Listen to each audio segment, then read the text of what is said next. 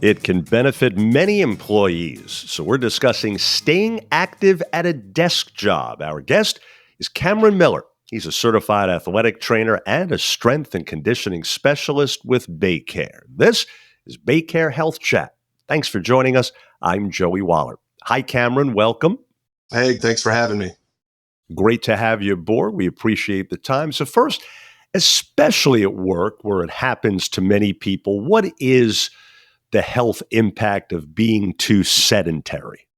Ultimately, we want to look at the foundation of someone's activity levels. Right? So getting that 30 to 40 minutes 3 times a week of vigorous activity to set that foundation. But even staying sedentary throughout the day in the office, there's various cardiovascular risks, type 2 diabetes, various forms of cancer, all cause mortality increases. So the more someone is sitting for a long or prolonged period of time, those risk factors increase, even with a baseline of vigorous activity level. Gotcha. And we'll ask you more about that vigorous activity level in a moment or two. But first, to reduce the sitting, how can a sit stand or treadmill desk be helpful? I do love the sit stand desks. I have not used the treadmill variations. I like to get outside and walk, but the sit to stand desk, it helped me a lot when I first started getting into a profession where I was in the office most of the day. Back pain, neurological issues in my feet, just being able to get up and stand and have small amounts of activity went a long way to reduce those symptoms, but then just give me an overall feeling of wellness. So it doesn't seem like a lot, but it can make a significant difference, but also to use it thoughtfully. So we try to reduce that sitting time by about 75 minutes a day to improve the overall health markers. So that's HDL levels, mood. Again, I mentioned back pain. And then the treadmill desks, I haven't personally used them, but I do have some colleagues that use them. And so in terms of just increasing step count, increasing that blood flow, they're both very beneficial. And so if you've got the sit stand option, is there a recommended breakdown of how much time you should do one and the other?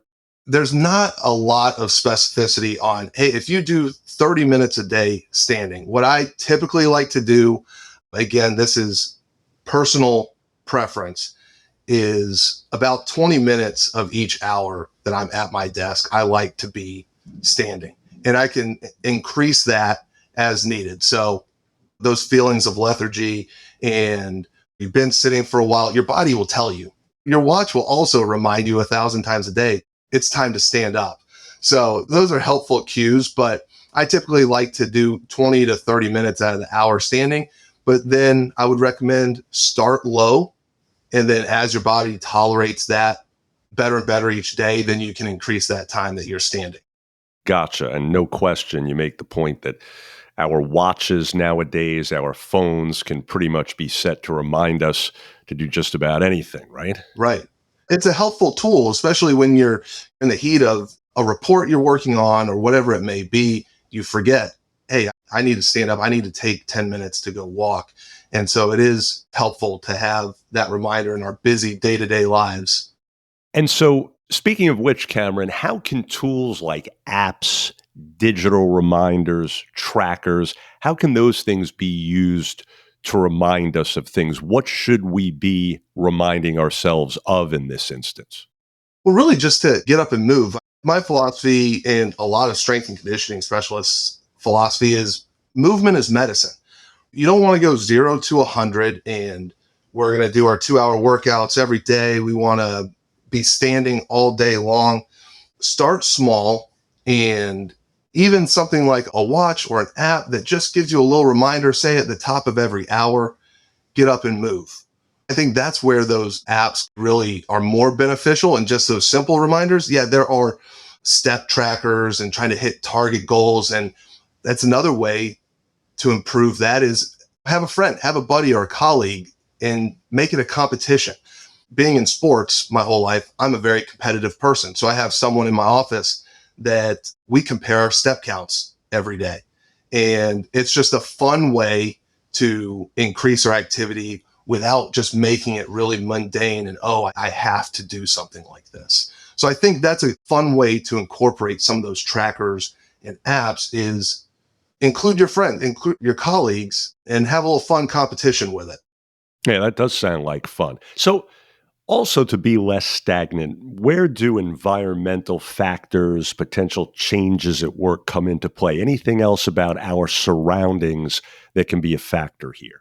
Oh, 100%. Workplace culture plays a huge role in that. I'm fortunate enough that I have some leaders in my office that even something as simple as, hey guys, we're walking the stairs and getting as many people in the office to come walk the stairs with us. We're on the 6th floor of our office building. And so they take an active role in really instilling a workplace culture of, hey, let's get up and move. It'll give us some time to catch up on non-work related things, but also get everybody moving and doing it together. So I think workplace culture plays a big role in that. And then again, just the reminders that you spoke about earlier, we get so locked in at our desk and our computer. And in our culture in America, it's very busy, busy, go, go, go. Let's just take a minute to incorporate, whether it's an app or a watch, to get outside the office, go get some sun. That's another thing I like to do is just go walk around the building for 10 minutes, get some sunshine. Now, the summertime, it's a little tough with it being hot. So be careful and stay hydrated if that's the route you want to go. But I've seen workplace culture from the top down really plays a big role in encouraging the staff to move together. Even something like booster breaks, that's one nickname for it, where getting other colleagues in the office together to, hey, let's just go take a lap or two around the building. Let's go walk the stairs together. I think that's where I've seen a big impact personally in our office space. And speaking of which, Cameron, if none of this participation, teamwork, whatever you want to call it, exists at someone's particular place of business, they can be the one to try and initiate it, right? Because I think one thing you find when you talk to coworkers is that maybe no one's doing this right now or not many, but everyone has an interest in it usually if somebody gets it organized and becomes the starter, right? Absolutely. If there's not someone already doing it and your health and your team's health is a concern to you or is important to you, yeah, absolutely. Be that impetus that gets it going in your office space. So yeah, you're 100% right. Do that. It boosts morale. It gives you a chance to maybe get to know some colleagues that you didn't know before. My first couple weeks in the office, I had no idea what they were talking about. Let's go take the stairs. Well, I did it. It was a great idea. And I was able to meet more people in the office and it improves team morale and individual health. So there's just a lot of benefits to improving that workplace culture and getting people moving together. Doing things by yourself, unless you're an extreme introvert, you like to be around people and especially exercising or doing something physical. It's much more fun with someone else or with a team. And following up on that, of course, much of what we're talking about here when we talk about a team scenario has to do with where you work and what's available and so on. And so some employers, as you well know, they offer group breaks that go well beyond just walking or walking the stairs. It might involve some stretching, some light exercise, even mindfulness, right? So how beneficial are those things? It varies from company to company. I've seen companies that have the best workout facilities imaginable. And in the athletic training world, there's a lot of companies that will bring athletic trainers in to lead various classes for the staff. And you need to participate in X number of classes throughout the month. And so I think there's a productivity improvement when you see this kind of break up through the day. And most people are very familiar with the benefits of exercise, your mental health, your cardiovascular health, and just your overall sense of well-being. All of those are benefits of having that group culture and that group activity and implementing in your office. It doesn't necessarily have to be an organized class where you bring an instructor in, but at least having someone guide those sessions, that may be an option to bring a third party in. But it's also just great to have the staff enjoy that time and say, hey, we're going to take 5 minutes to do a couple team led stretches and whatever the case may be, squats, little stretches just to get the blood flowing. Speaking of getting that blood flowing, you touched on it briefly earlier, but I wanted to ask you further the importance of vigorous exercise away from work. As you said, most people are aware that's beneficial in general, but how important is it, particularly when you have a job where you're sitting a lot, in order to offset that? And what would be the minimum recommendation from you in order to do that? Yeah. So, like I mentioned earlier, that's the foundation. So, then what's really important is the activity in between those bouts of exercise. So, we're talking about staying active at a desk job. I would say, yes, 100% start with the foundation of moderate to vigorous activity. Aim for 150 minutes a week of moderate activity, or 30 to 40 minutes a day. Even as little as 6 to 10 minutes of vigorous activity can have positive health benefits. So, one, getting that heart rate elevated, 30 to 40 minutes, start with 3 times a week, and then increase from there. One problem I see is people like to go 0 to 100. They go from sedentary, no exercise routine to I'm going to go every day. And there's a volume and load issue. So the volume, the amount that you're doing, and then load, the intensity of what you're doing. And so I always like to start people very light. Start with something manageable. You may even feel at the end of the workout, like, that doesn't really feel like the greatest workout. Well, next day soreness, 48-hour soreness, the research has shown us it's not a good indicator of a good workout.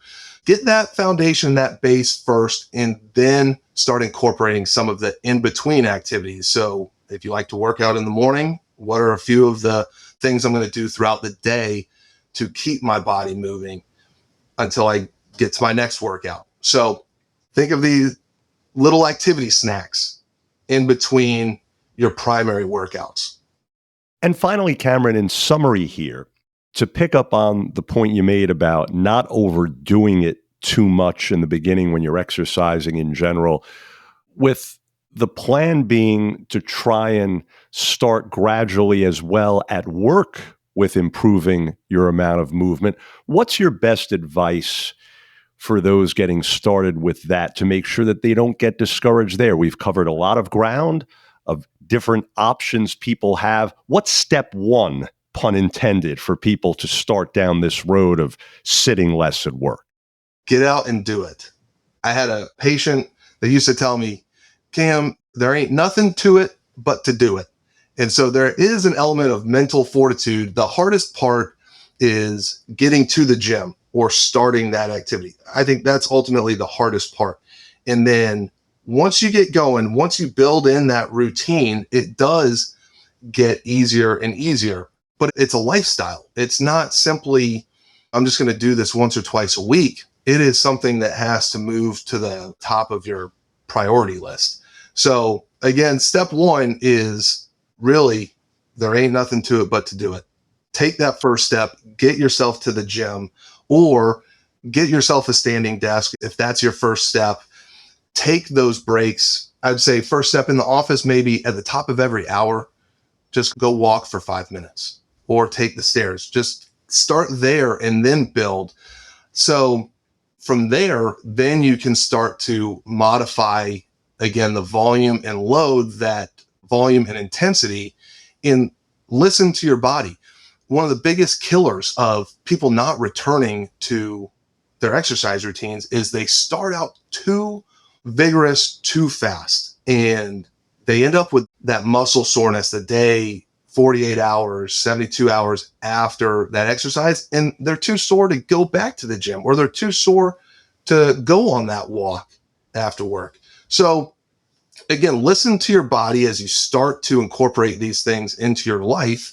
And if you need to dial it back, just as a simple example, I'm going to go outside and walk for 30 minutes. Well, the next day I felt really sore. Okay, let's dial it back to 20 minutes. There we're adjusting the volume a little bit.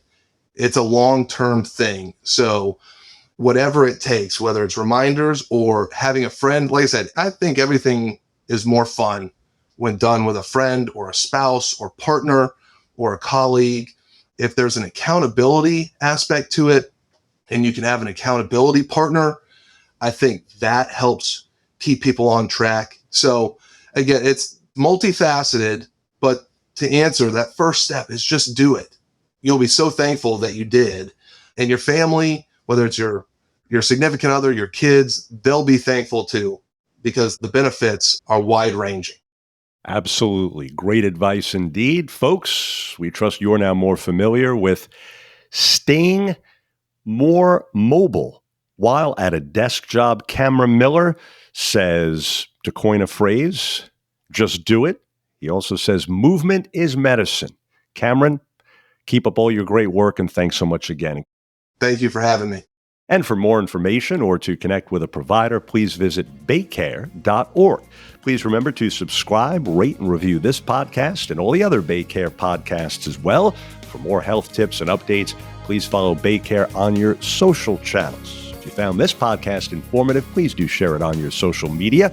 And be sure to check out all the other interesting podcasts in BayCare's library as well. I'm Joey Waller.